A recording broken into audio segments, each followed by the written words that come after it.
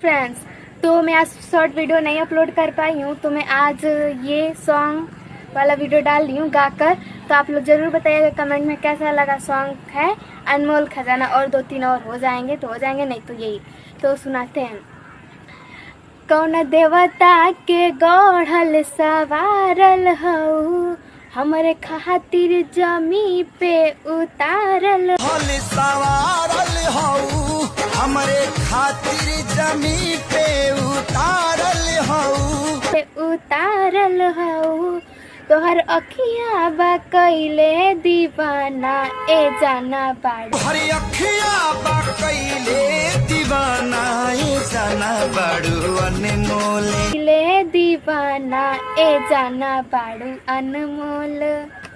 ओ बाड़ू अनमोल ऐसन खजाना, तोहर जोड़ा ना दोसर जनाना, ए जाना बाड़ू अनमोल ऐसन खजाना, तोहर जोड़ा ना दोसर जनाना, ए जाना बाड़ू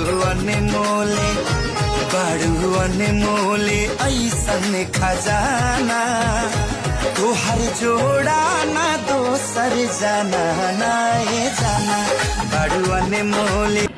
की बाड़ा पगले हेठ ए सजनावा, की बाड़ा पगले हेठ ए सजना, तोहरा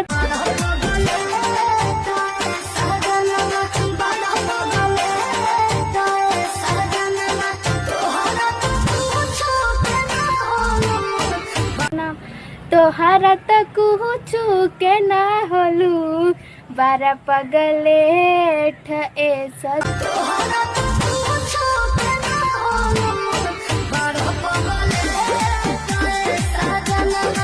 तो ये था मेरा, जैसा भी आवाज़ था मैं गा दी। तो आप लोग कमेंट में बताइएगा कैसा लगा। Bye by.